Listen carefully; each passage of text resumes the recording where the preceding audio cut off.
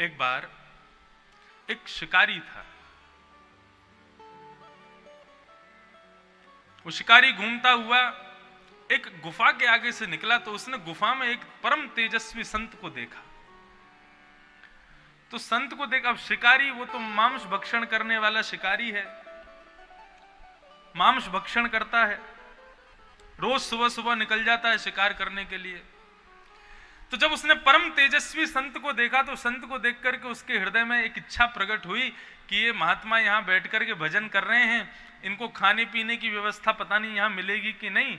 मैं इस क्षेत्र से भली भांति मैं जानता हूं यहाँ क्या मिलेगा क्या नहीं, इनके लिए भोजन लेके आता हूं आज। ध्यान से सुनिए। उसने मन में विचार किया, मैं हिरण का शिकार करता हूं, आज आधा हिरण इन संत को दे दूंगा, ये खा लेंगे। अब उसको क्या पता कि वो मांस भक्षण नहीं करते। शिकारी ने कैसे ना कैसे करके एक जाले में हिरण को पकड़ लिया और हिरण को पकड़ करके और उस गुफा में जहां संत बैठे थे वहां पहुंच गया और वहां पहुंच करके उनको प्रणाम करने लगा। संत ने कहा, भैया खुश रहो, जीते रहो, ये क्या लेके आए हो अपने साथ? बोले हिरण है महाराज। बोले अच्छा, तो फिर? बोले कि हमने सोचा आप यहाँ अकेले बैठ के भजन कर रहे हो, खाना पीना भूख लगती होगी आपको, तो बढ़िया हम इसको पका के आपको खवा देंगे। तो संत हंसने लगे। उन्होंने विनोद में कह दिया, हंसी में कह दिया, बोले कि हम ये साधारण हिरण नहीं खाते। बोले कैसा हिरण खाते हो फिर आप? बोले हमारा हिरण जो है उसका रूप बड़ा विलक्षण है। कैसा है? बरहा पीड़म नटवर वपु कर्णयो कर्णकारम। लिख लो मेरा हिरण कैसा है। बरहा पीड़म नटवर वपु, वो मोर पंख पहनता है सिर पर। शिकारी बोला हिरण मोर पंख पहनता है? बोला हाँ।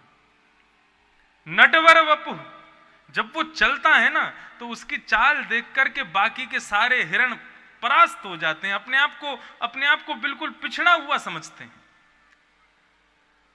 कर्णयोः कर्णकारम विव्रतवासः कनक कपिसम वैजयंतीम चमालाम। मेरा हिरण कैसा है? बोले पीली पीतांबरी पहनता है। बोला भैया ऐसा हिरण तो हमने पहली बार सुना है जो पीली पीतांबरी पहन करके घूमता है। पीली पीतांबरी पहनता है।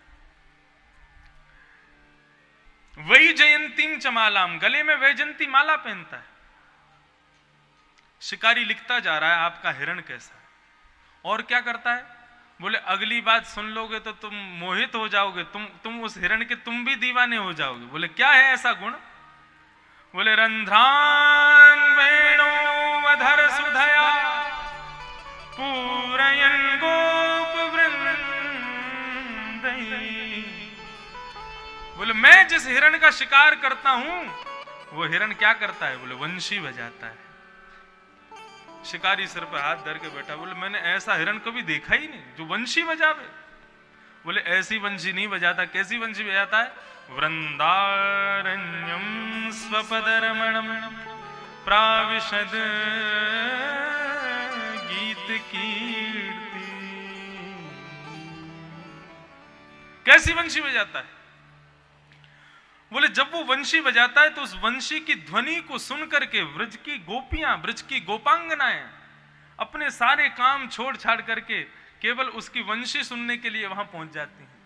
उसकी वंशी का नाद सुन करके, उसकी वंशी का नाद सुन करके बछड़ा अपनी मां का दूध पीना भूल जाता है। उस वंशी का नाद सुन करके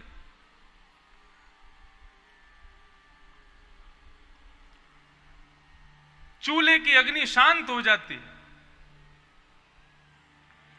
ऐसी वंशी का नाद वो करता है।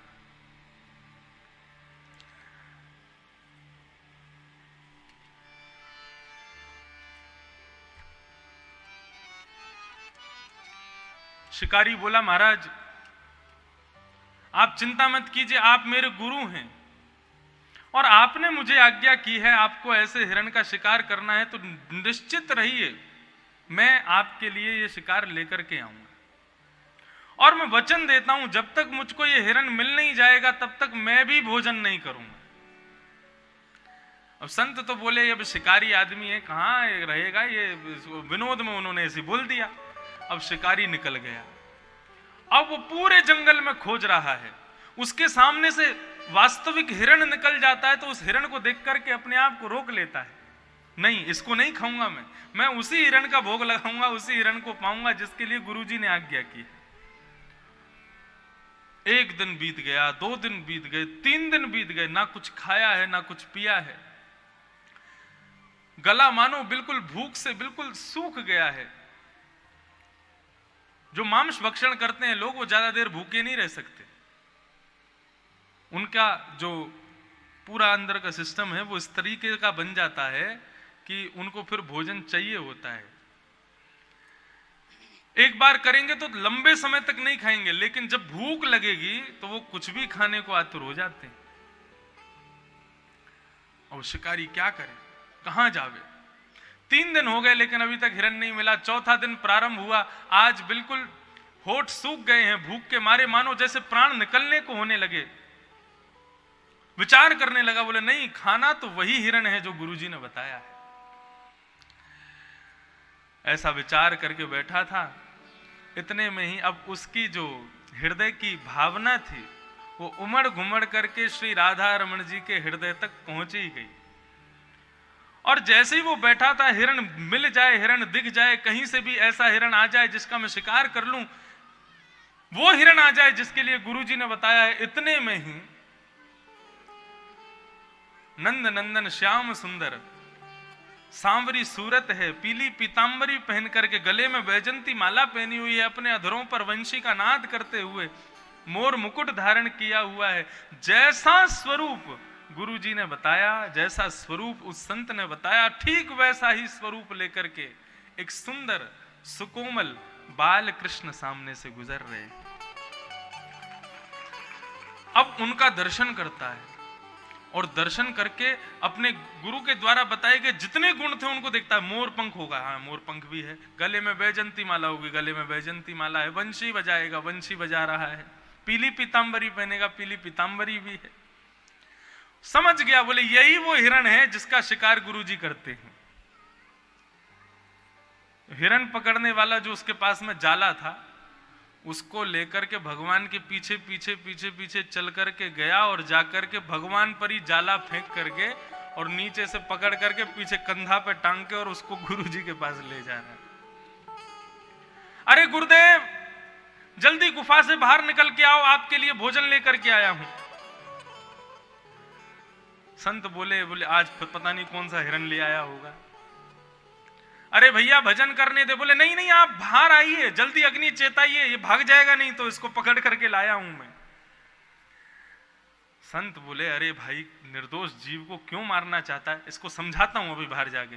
जैसे ही बाहर आकर के देखा तो शिकारी के कंधे पर नंद नंदन बैठे हुए हैं, जाले में बंद होकर। 4 दिन में मिला, आज तो इसका शिकार करके ही छोड़ूंगा मैं, इसको तो मैं खाऊंगा, इसको नहीं छोड़ूंगा। तब संत ने भगवान से प्रार्थना की, बोले इसको समझाइए प्रभु। तो भगवान बोले ऐसी ऐसी प्रेम प्रीति भक्ति सरल भक्ति, इनसे ही तो मैं रीझता हूं, यही तो मुझे प्रिय है। तो बंधुओं स्वपच व्यक्ति भी हो, लेकिन यदि एक सच्चे सदमार्ग दिखाने वाले व्यक्ति उसको मिल जाएं तो उसको भी भगवत दर्शन होने में देरी नहीं लगेगी। बड़ी कृपा भगवान ने की। तो उत्तानपाद राजा ये भगवान को बहुत प्रणाम करते थे, इसलिए इनका नाम उत्तानपाद था। और जिसको देखते थे उसको प्रणाम करते थे। इनकी 2 पत्नियां थीं, सुरुचि और सुनीति। बहुत ध्यान से सुनिएगा, सुरुचि और सुनीति उत्तानपाद की 2 पत्नियां। अब ये उत्तानपाद कौन है और उनकी दोनों पत्नियां कौन है? उत्तानपाद जीवात्मा, मैं आप हम सब, और हम सब की 2 पत्नियां हैं। कौन? एक तो बुद्धि, दूसरा मन। ये 2 हमारे पत्नियां हैं। या तो बुद्धि की मानते हैं कभी, या मन की मानते हैं। दोनों की इच्छानुसार हम चलते हैं। राजा की भी दो पत्नी है, सुनीति और सुरुचि। राजा ने क्या किया, बड़ी पत्नी के साथ में रहता था, लेकिन छोटी पत्नी के प्रति ज्यादा आकर्षण होने की वजह से अपनी बड़ी पत्नी को उसने छोड़ दिया, पर उसका परित्याग कर दिया। मतलब जीवात्मा के पास जो दो पत्नियां हैं, बुद्धि और मन, जीवात्मा क्या करता है, अपनी मन रूपी पत्नी के प्रति जब बहुत आकर्षित हो जाता है तो अपनी बुद्धि रूपी पत्नी का परित्याग कर देता है, उसको छोड़ देता है, उससे सोचना बंद कर देता है। क्यों? क्योंकि मन जो है ना, ये मन वाली जो पत्नी है, ये सदैव हमको कंफर्ट जोन में रखती है। हमको ज्यादा मेहनत नहीं करनी पड़े, ज्यादा परिश्रम नहीं करना पड़े, ज्यादा श्रम नहीं करना पड़े। वो कौन कराती है? वो मन रूपी पत्नी कराती है। और बुद्धि रूपी पत्नी, अच्छा, जब हम लोग विद्यालय में पढ़ते थे, स्कूल्स में जाते थे, और जब परीक्षा का समय होता था, एग्जाम्स आते थे, उस समय दोनों पत्नियां खड़ी हो जाती थी। तो बुद्धि रूपी पत्नी तो कहती थी कि एग्जाम देना है, लेकिन मन रूपी पत्नी क्या कहती, आज बारिश हो जाए, रेन डे हो जाए, कैसे भी करके हमारा एग्जाम स्थगित हो जाए। रोज नियम बनाते हैं, सुबह 5 बजे उठ करके वॉक पर जाएंगे, खेलने जाएंगे, लेकिन 5 बजे जैसी आंख खुलती है, अलार्म बजा, तो उस समय बुद्धि रूपी पत्नी कहेगी बहुत मोटा होता जा रहा है, चल घूमने चल। लेकिन मन रूपी पत्नी कहेगी पड़े रहो, काहे को जाना, एसी चल रहा है, पंखा चल रहा है, बढ़िया रजाई में अंदर घुसे रहो, सुबह सुबह काहे को इतनी मेहनत करते हो, आज सो जाओ, कल चले जाना। हम लोग क्या करते हैं अपनी बुद्धि रूपी पत्नी की बात नहीं मानते सागर जी।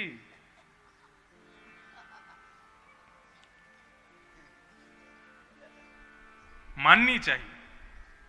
हम अपने मन की बात मानते हैं, और मन सदैव आलस्य की ओर ले जाता है। मन सदैव आराम जहां मिले, कंफर्ट जहां मिले, जहां पर सुख मिले, मन वहीं ले जाता है। लेकिन बुद्धि मनुष्य को पारिश्रमिक बनाती है, कर्मनिष्ठ बनाती है, मेहनत करो, ये बुद्धि सिखाती है। लेकिन हम लोग क्या करते हैं, हम भी उत्तानपाद राजा की तरह अपनी बड़ी पत्नी को निकाल देते हैं घर से बाहर, तू जा, तेरी नहीं सुननी, हमको केवल मन की सुननी है। और जब मन की सुनते हैं तो इन दोनों से दो पुत्र भी उत्पन्न होते हैं। सुनीति के बेटे का नाम क्या है? भगवान का प्रिय भक्त ध्रुव। और सुरुचि के बेटे का नाम क्या है? उत्तम। अब ध्रुव और उत्तम का अर्थ क्या होता है? ध्रुव किसे कहते हैं? ध्रुव कहते हैं अकाट्य सत्य को। अकाट्य सत्य, ट्रुथ, जिसको कोई काट नहीं सकता। और सत्य जो होता है ना, वो सर्वप्रिय होता है, सबको अच्छा लगता है। हम भले ही दूसरे से झूठ बोल दें, लेकिन जब खुद की सुनने की बारी आती है तो हम सत्य ही सुनना चाहते हैं, हम झूठ नहीं सुनना चाहते। खुद भले ही खूब झूठ बोलते हो, लेकिन जब खुद की सुनने की बारी आएगी तो हम सत्य ही सुनना चाहते हैं। तो इस सत्य को ही कहा जाता है ध्रुव। ये सत्य ही ध्रुव है। और सुरुचि के जो पुत्र हैं वो हैं उत्तम। उत्तम किसे कहते हैं? उत्तम सबके लिए अलग अलग होता है।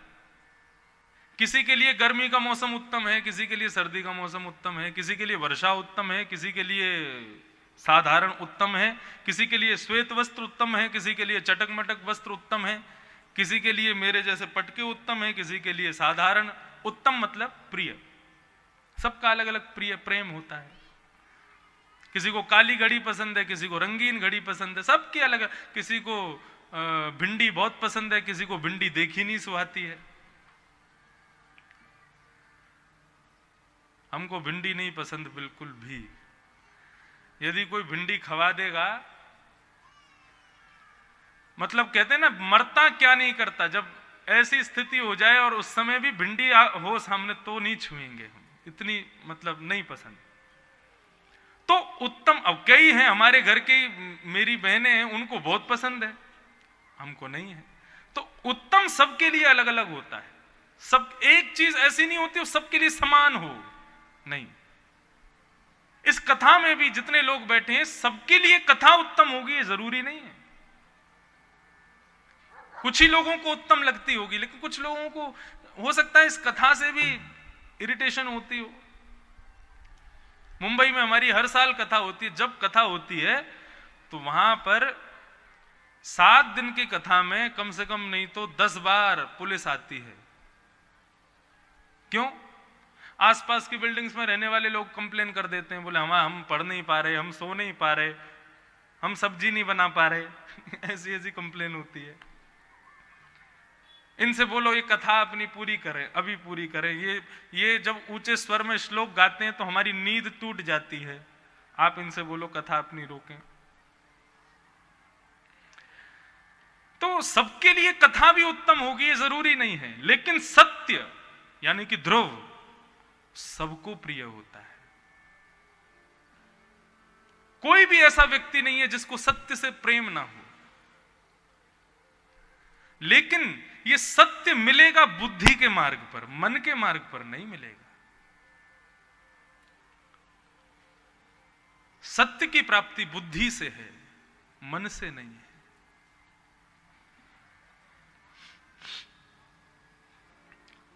लेकिन हम गलती करते हैं राजा उत्तानपाद की तरह, हम भी अपनी बुद्धि रूपी पत्नी की सुनना बंद कर देते हैं, उसके प्रति रुचि खत्म कर देते हैं, उसको बाहर कर देते हैं घर से।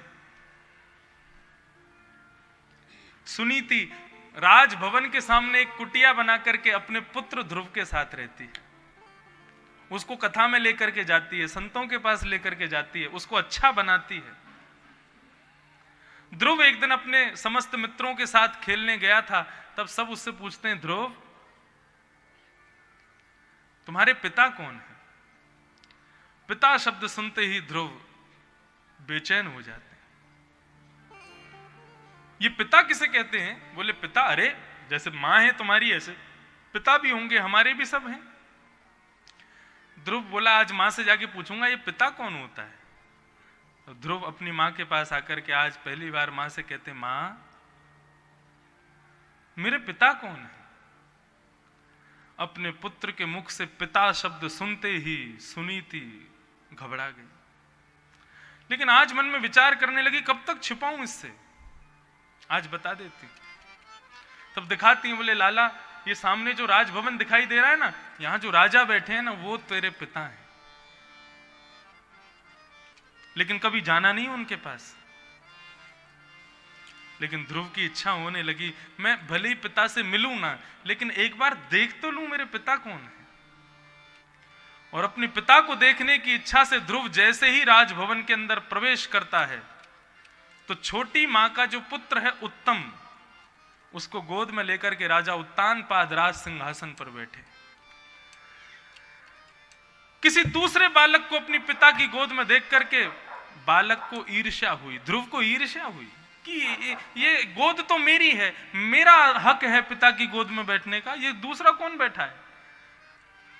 और इस इच्छा से भूल गए कि मैं मां को वचन दे के आया हूं, जाऊंगा नहीं। चले जाते हैं पिता के पास। पिता के पास जाने को आतुर होते हैं, तभी सुरुचि छोटी पत्नी आकर के ध्रुव का रास्ता रोक देती है। ध्रुव कहां जा रहे हो? अभी केवल 4.5 वर्ष के हैं ध्रुव जी, केवल 4.5 साल के। तो ध्रुव कहते हैं, मां वो मेरे पिता हैं, मैं उनकी गोद में बैठना चाहता हूं। सुरुचि कहती है, वो तेरे पिता हैं लेकिन मैं तो तेरी मां नहीं हूं ना। वो तेरे पिता निश्चित हो सकते हैं, लेकिन बेटा उस राज्य गद्दी पर वही बैठेगा जो मेरा पुत्र होगा, और तू मेरा पुत्र नहीं है। तुझे बैठना है? बोले हाँ मां बैठना है। तो ठीक है, फिर एक काम करना पड़ेगा छोटा सा। क्या? बोले वन में जा, जंगल में, और जंगल में जाकर के भगवान की स्तुति करना, भगवान का खूब ध्यान करना, भगवान का भजन करना। जब भगवान प्रकट होकर के कहे ना वरदान मांगो, तब उनसे कहना कि मैं छोटी मां के गर्भ से जन्म ले लूं, जब मेरे गर्भ से तू जन्म लेगा ना तब इस राज्य गद्दी पर बैठेगा। ये इतनी संकीर्ण सोच ये मन की हो सकती है, बुद्धि की कभी नहीं हो सकती। मन कई बार भगवान से भी बड़ा खुद को बता देता है, लेकिन बुद्धि के अंदर सदैव एक भय बना रहता है कि डरो। किससे डरो? ईश्वर से डरो। जो कार्य आप करते हैं बिना भय के, जिसके प्रति भय होना चाहिए, लेकिन फिर भी निर्भीक होकर के यदि आप कार्य करते हैं, वो कार्य कभी बुद्धि से नहीं किया जा सकता।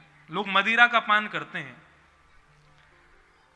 मदिरा का पान करते समय उनको भय नहीं लगता, क्यों? बुद्धि से करते ही नहीं है, मन से करते हैं। यदि बुद्धि से करेंगे तो बुद्धि उनको रोकेगी, टोकेगी। कुछ गलत भी करने के लिए जा रहे हैं तो उस समय भी बुद्धि लगाम लगाती है, लेकिन मन नहीं लगाता। ध्रुव रोते रोते अपनी मां के पास आए, मां ने पूछा बेटा क्या हुआ? ध्रुव ने शिकायत नहीं की। अच्छा एक बात कहें, अपने बच्चों को कभी भी चुगली करना नहीं सिखाना चाहिए। वो सामने वाले हैं ना, उनके बच्चे के संग मत खेला कर, वो ऐसा है, वो ऐसा है, वो ऐसा है, ऐसा कहकर के बच्चों के बुद्धि को बचपन से ही माता पिता उसकी ग्रोथ को रोक देते हैं। ऐसा करके वहां मत जाना, वहां पे हौवा बैठा है, भूत बैठा है, वो पहले से ही डर जाए, वहां नहीं जाना। उसकी बुद्धि को विकसित कीजिए, उसके अंदर से भय को निकालिए, किसी से डरे ना कभी। ऐसा बालक होना चाहिए।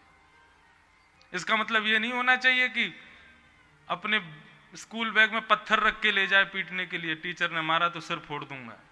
इतना निर्भीक भी नहीं होना चाहिए। भय से मुक्त मतलब साधारण वस्तु के प्रति भी उसके हृदय में भय ना हो, ऐसा बालक को होना चाहिए।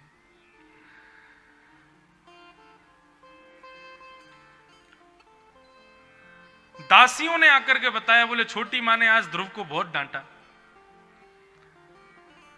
तो मां हो तो ध्रुव की मां जैसे, ध्रुव को अपनी गोद में बैठाती, बेटा तू मां की वचनों को सुनकर के रो रहा है।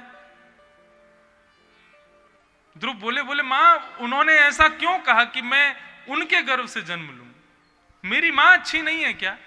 मैं आपके गर्भ से जन्म लेकर के क्या ये मैंने कोई पाप किया है क्या? ध्रुव की मां ने समझाया, बेटा देख, हंस की तरह बन। हंस पानी और दूध दोनों एक साथ हो जाएं तो दूध को पीता है, पानी को छोड़ता है। सामने वाला व्यक्ति क्या कह रहा है, उसमें दुग्ध क्या है, ग्रहण करने वाली बात क्या है, केवल उसको सुनना, बाकी की बातों को छोड़। छोटी मां ने क्या कहा? वन में जाकर के भगवान का भजन कर, भजन करके भगवान से यह कहना कि मैं छोटी मां के गर्भ से जन्म ले लूं। अब इस बात में दूध भी है और पानी भी है, तुझे केवल दूध लेना है। क्या? मां ने कहा वन में जाकर के भगवान का भजन कर। उसके बाद क्या कहा? उसको भूल जा। अरे वास्तव में तेरे सामने यदि ठाकुर जी प्रकट हो गए तो कुछ मांगने की इच्छा ही पैदा नहीं होगी ध्रुव। और यदि परम पिता तेरे को मिल गए तो फिर इस राजगद्दी पर बैठने का क्या तेरा मन बनेगा? उनकी गोद में बैठना। अभी जा और सुन, सुरुचि माता के प्रति बिल्कुल भी मन में ईर्ष्या मत रखना। इनके प्रति अब मां का भाव भी मत रखना। तो क्या भाव रखूं? बोले ये तेरी गुरु हैं, उनको प्रणाम करके जाना। कैसी मां है ध्रुव की? ध्रुव तुरंत सबसे पहले जाते हैं और सुरुचि माता को जाकर के दंडवत प्रणाम करते हैं। बोले मां मैं वन में जा रहा हूं। हाँ जाओ बेटा, मैं प्रतीक्षा करूंगी तुम मेरे गर्भ में कब आओ। ध्रुव जी ने सुना ही नहीं उस बात को। और नन्हे से 4.5 वर्ष के ध्रुव जी गए हैं वन की ओर। छोटे छोटे पांव हैं उनके, छोटे छोटे हाथ हैं, छोटे से ध्रुव जी हैं और वन की ओर जा रहे हैं। आकाश मार्ग से नारद जी देखते हैं नन्हा सा बालक वन में जा रहा है। नारद जी प्रकट हो जाते हैं। एक बात कहें बंधुओं, यदि कभी भगवान मिलने वाले होंगे तो हमको पता कैसे चले कि भगवान मिलेंगे? भगवद मिलन से पहले नारद जी का मिलन जरूर होगा। नारद जी जरूर मिलेंगे। अब आप लोग मन में विचार कर रहे होंगे वो जूड़ा वाले एक तारा बजाते हैं नारायण नारायण, जैसे टीवी में देखा वैसे नारद जी आएंगे? नहीं, वो नारद जी का लक्षण है ही नहीं। नारम ददाती नारद, जो नारायण को प्रदान करे उसका नाम नारद है। और हमारे ब्रज में कहते हैं नारद, जिसकी बात को नारायण भी रद्द नहीं कर सकते उसका नाम है नारद। लेकिन ये नारद कलयुग में मिलेगा कैसे? अब आप लोग हमारी तरफ ये भाव मत रखना कि अपनी प्रशंसा कर रहे हैं, लेकिन 4 घंटे के लिए ही सही भागवत पर मंच पर जब वक्ता बैठ करके बोलता है और यदि उसकी बात सुनकर के आपके हृदय में भाव उत्पन्न होता है, नेत्र सजल हो जाते हैं और वास्तव में कंठ अवरुद्ध हो जाता है, तो उस व्यास को ही नारद समझ लीजिए। वो यदि आपको परिपूर्ण रूप से मिल गया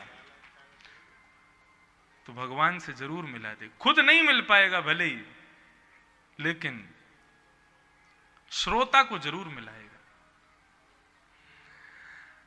नारद जी महाराज, ये मतलब कोई व्यास यदि अच्छे से अपनी वाणी से आपको प्राप्त हो जाए, उसकी वाणी यानी कि वो कह दे ये तो मतलब ये, इतना विश्वास उसकी वाणी के प्रति प्रकट हो जाए, इतना समर्पण उसकी वाणी के प्रति प्रकट हो जाए, तो उस व्यास को ही नारद समझ लीजिएगा।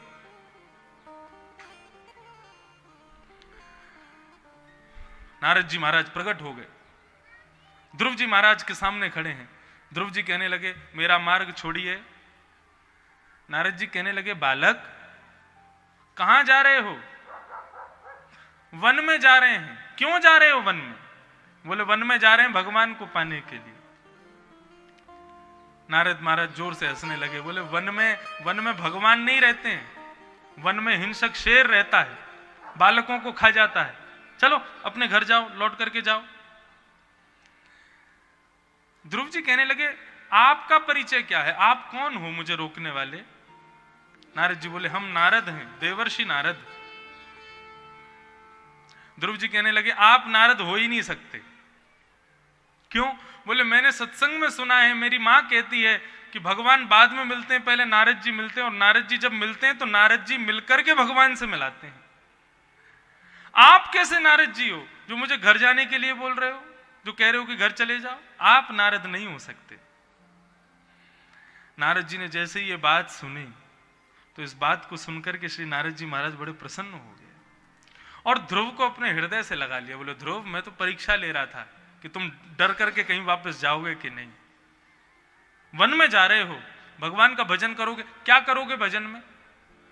ध्रुव जी बोले हमको कुछ आता तो है नहीं, लेकिन अब कर ही लेंगे कुछ ना कुछ। बोले सुनो, अब हम तुमको गुरु रूप में मिल गए, हम तुमको एक मंत्र देते हैं, इस मंत्र का खूब जाप करना, भगवान तुमको मिल जाएंगे।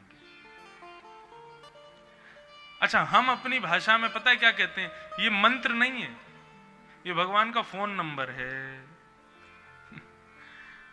कितने अक्षर हैं इसमें? 12 अक्षर, मतलब 12 अक्षर।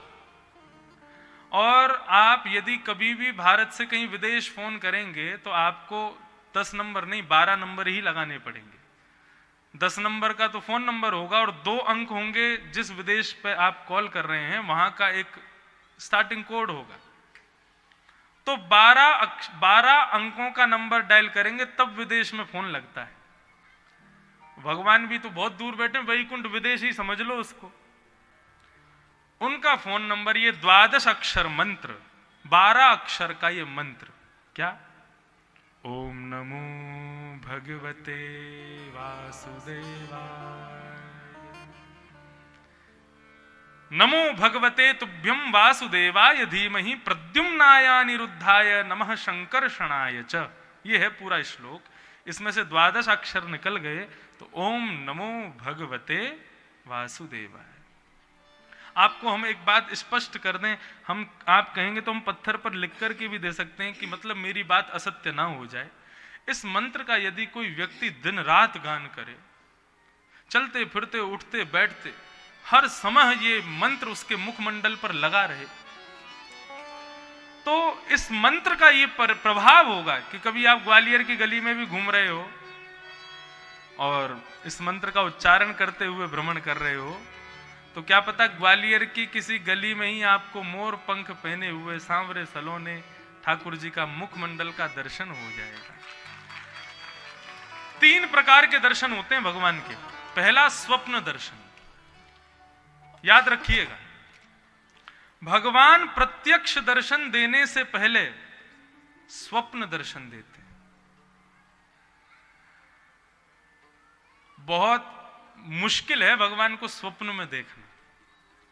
सब दिखेंगे, पूरी दुनिया दिख जाएगी, लेकिन भगवान कभी स्वप्न में दिखाई नहीं देते। यदि स्वप्न में दिख जाएं तो सबसे पहला काम तो किसी को बताना नहीं है, दूसरा काम यह है कि उसको अपने हृदय में स्थापित करके रखना है, जो भी स्वप्न में देखा है। और स्वप्न के बाद में जो दर्शन होगा वो होगा सन्मुख दर्शन।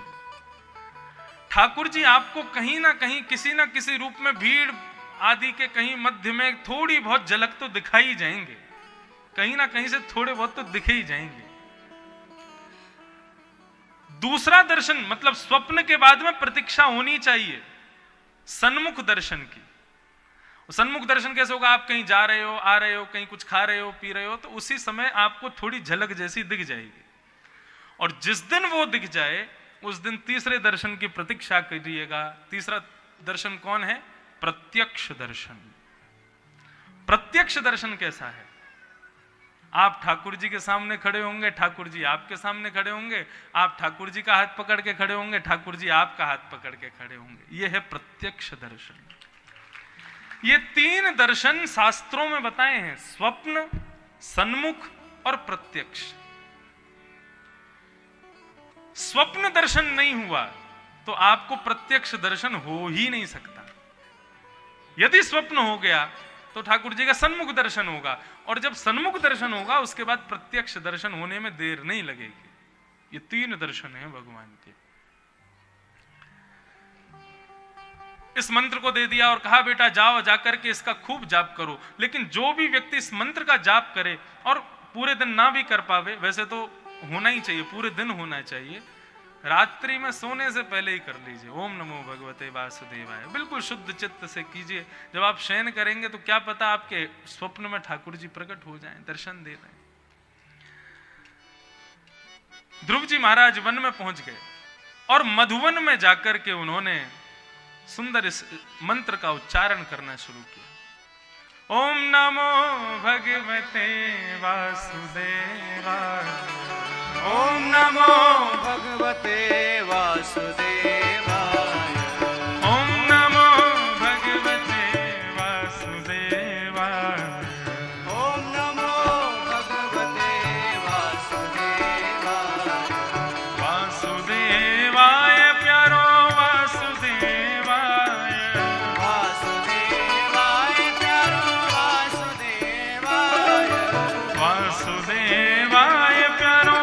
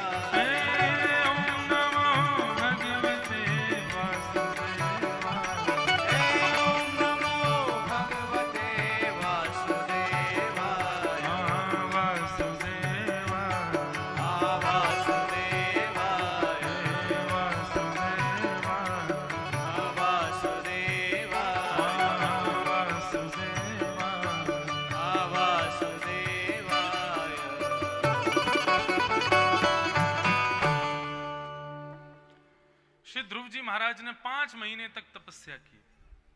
और देखिए हर महीने ध्रुव जी अपनी तपस्या बदल देते, मतलब तपस्या करने की प्रक्रिया बदलते। सेवक को चाहिए अपने ठाकुर की सेवा में रोज कुछ ना कुछ बदलाव करे, एक सी सेवा रोज नहीं करनी चाहिए। एक सी सेवा रोज होती, ठाकुर जी भी थक जाते हैं, बोले एक सी करे ही तो हमेशा। ठाकुर जी भी लालायित रहें कि आज क्या करेंगे, ये आज क्या नया करने वाले हैं। हमारे लाल जी हैं, अभी कथाओं में तो उनकी सेवा बस श्रृंगारी हो जाए वही बहुत है, बाकी वो जब उनका उत्सव होता है तो हमारे ठाकुर जी खुद तैयारी रहते, मतलब वो खुद बड़े एक्साइटेड रहते हैं कि आज हमको क्या बनाया जाएगा। हम उन पर ऐसे ऐसे बढ़िया बढ़िया उनको पोशाक धराते हैं, कभी उनको मराठी बना देते हैं, कभी उनको नृसिंग बना देते हैं, कभी उनको जगन्नाथ बना देते हैं। और इस बार तो हमारे लाल जी के उत्सव में हमने उनको राधा रानी बना दिया, पूरे लहंगा फरिया पहन करके ठाकुर जी ऐसे विराजे, बहुत सुंदर। तो ऐसी सेवा होनी चाहिए, रोज कुछ नया हो। माँ घर में रोज एक ही सब्जी बनावे और एक ही रोटी बनावे तो बेटा फिर बाहर खाना ही शुरू कर देगा, अपने मित्रों के संग भारी पेट भर के आया करेगा। क्यों? माँ तो एक ही बनाती है रोज। तो ऐसे ही ठाकुर जी क्या करेंगे, यदि रोज एक सी सेवा करोगे तो फिर आपकी नहीं, बगल में पड़ोसी वाले की यहाँ सेवा लेंगे, बोले वो बढ़िया अलग अलग करता है रोज। इसलिए ये नंद नंदन कहीं दूसरे के घर में जाके सेवा ना ले में, अपने घर ही ले में। उसके लिए रोज बदलो, सेवा में कुछ बदलाव करो।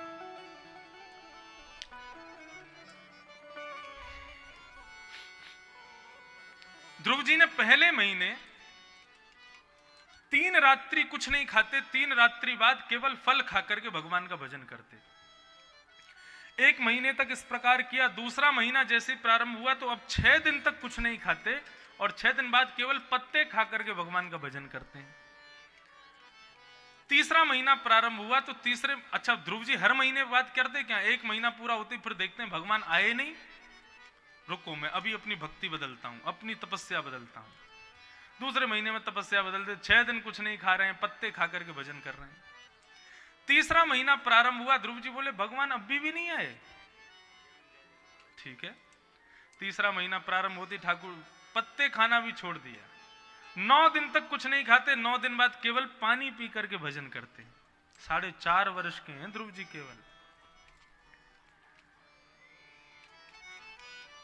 5वां महीना, चौथा महीना प्रारंभ हुआ, ध्रुव जी महाराज बोले भगवान अभी भी नहीं आए। अब 12 दिन तक ना कुछ खाते हैं ना कुछ पीते हैं, 12 दिन बाद केवल एक बार श्वास वायु को लेते हैं भीतर, और फिर 12 दिन तक कोई श्वास नहीं लेते। 4 महीने हो गए, ध्रुव जी बोले भगवान आ ही नहीं रहे, अभी रुक जाओ, मैं ऐसा करूंगा अब तपस्या कि भगवान को आना ही पड़ेगा। अपनी एक चरण को ऊपर उठा लिया, केवल एक चरण के अंगुष्ठ पर खड़े हैं, दाहिने चरण के अंगूठे के ऊपर खड़े हैं, बाएं चरण के पैर को अपने दाएं चरण के घुटने पर रख दिया, मतलब इस प्रकार खड़े हो। अब खड़े हो कैसे बताएं हम?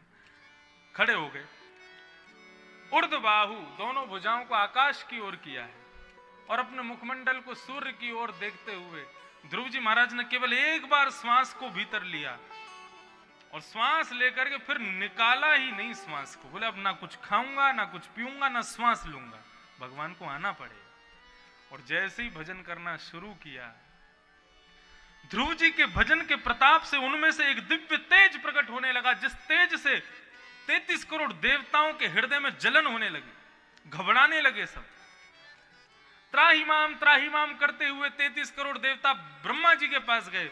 ब्रह्मा जी बोले रुको, हम अभी भगवान से प्रार्थना करते हैं। ब्रह्मा जी दौड़े दौड़े भगवान के पास गए, बोले प्रभु अब विलंब मत कीजिए, आप ध्रुव जैसे इस बालक को दर्शन देने के लिए जाइए, नहीं तो प्रलय आ जाएगा। भगवान शेष शैया पर लेटे थे, ध्रुव जी की ओर देखते हैं ऊपर से और कहते हैं ब्रह्मा एक बात कहें। बोले कहो। बोले हम ध्रुव को दर्शन देने के लिए नहीं जाएंगे। अरे प्रभु ऐसा मत कीजिए, आपको जाना। बोले सुनो तो सही, हम दर्शन देने नहीं उसका दर्शन करने जाएंगे। अरे भैया ऐसा तपोनिष्ठ दिव्य भक्त हमको पहली बार मिला है, इसको दर्शन देंगे नहीं, हम उसका दर्शन करने जाएंगे।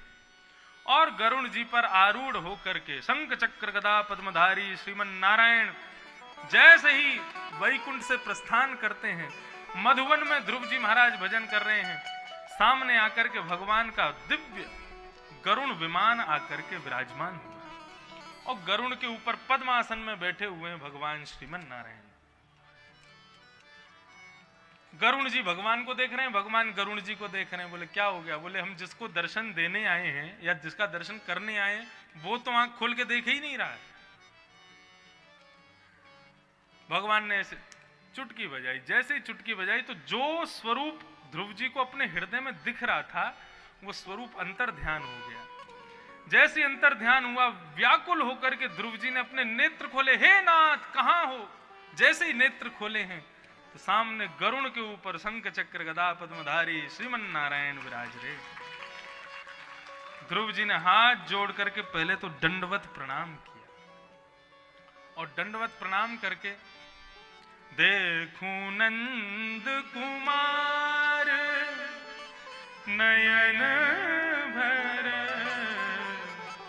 देखूं नंद कुमार नयन भर, देखूं नंद कुमार।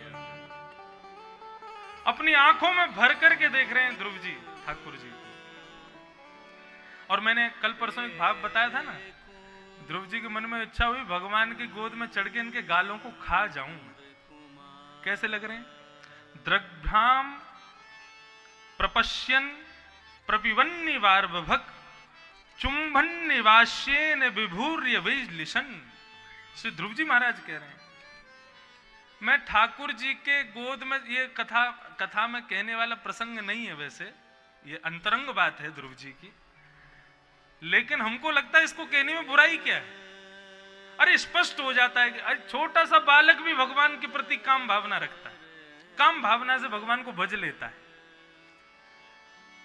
ध्रुव जी का मन कर रहा है, देख करके मेरे मन में इच्छा प्रकट हो रही है कि चुंबन निवास्येन, ठाकुर जी के गोल गोल कपोलों पर चुंबन लेकर के इनके गालों को खा जाऊं मैं, इतने प्यारे लग रहे हैं। लेकिन ध्रुव जी मर्यादा का ध्यान रखते, नहीं अभी नहीं करेंगे। भगवान ध्रुव जी को देख करके समझ तो रहे हैं इसके मन में इच्छा क्या चल रही है।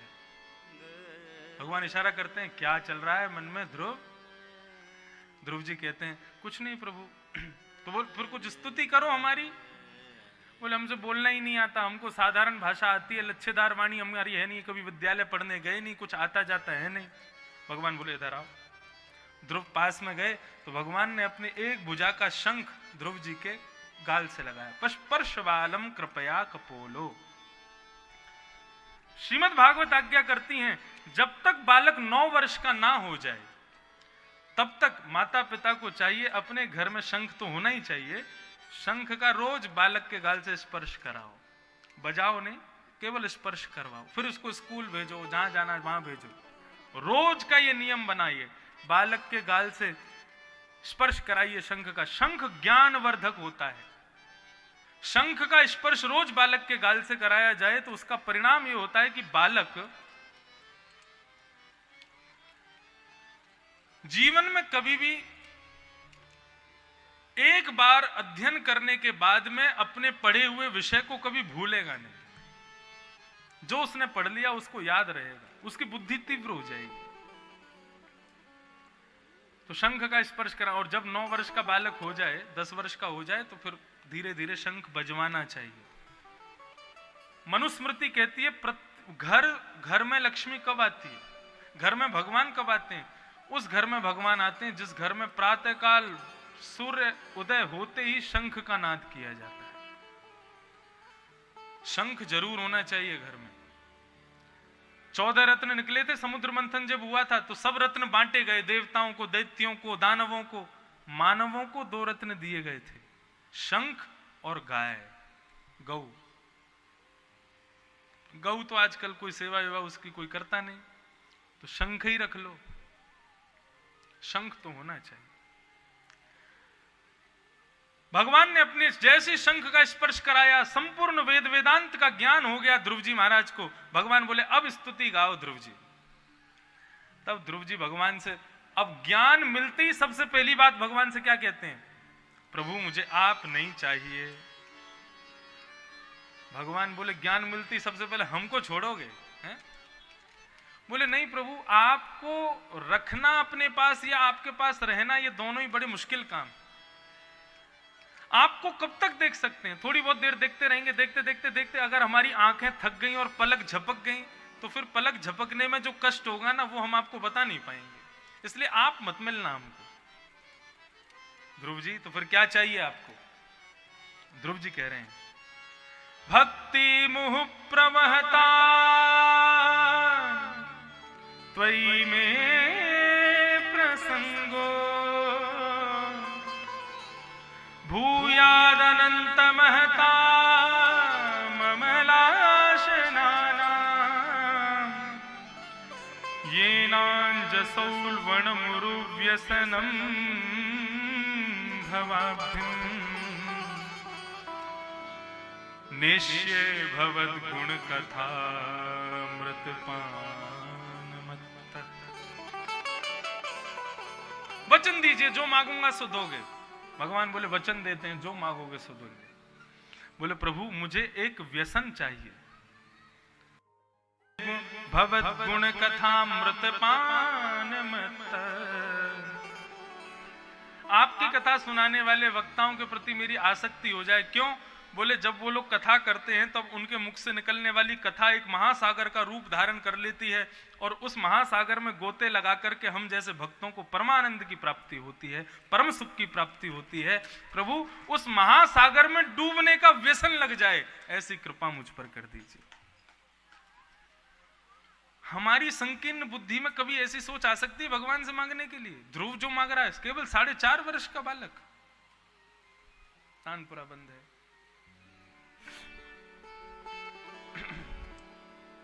भगवान से कह रहे हैं, हे प्रभु बस कृपा कर दीजिए कि आपकी सुंदर गाथा सुनाने वालों के मुख से निकलने वाले महासागर में सदैव डूबता रहूं, उसमें तल्लीन रहूं, ऐसी मुझ पर कृपा कर दीजिए। ध्रुव जी महाराज की इस भाव को सुनकर के भगवान बड़े प्रसन्न हो गए। ध्रुव जी ने सीधी बात कहें, भगवान को नहीं मांगा, भगवान की कथा को मांगा। भगवान ने कहा ध्रुव अब तुम जाओ 36,000 वर्ष तक राज्य शासन करो। ध्रुव जी ने 36,000 वर्ष तक राज शासन किया, राजा रहे 36,000 वर्ष तक। और 36,000 वर्ष बाद ध्रुव जी वैकुंठ को प्रस्थान करने लगे तो मृत्यु प्रकट हो गई। मृत्यु ने कहा कि महाराज मृत्यु लोग छोड़ के जाओगे तो मुझे अपनाना पड़ेगा। ध्रुव जी बोले तुम नीचे झुको। मृत्यु जैसे ही नीचे झुकी तो ध्रुव जी उसके सिर पर चरण रख करके और सीधे वैकुंठ विमान में बैठ करके वैकुंठ को प्रस्थान कर गए। बोलो भक्तवत्सल भगवान की जय। ध्रुव जी ने इस प्रकार स्तुति गाते हुए भगवान का खूब स्तवन किया।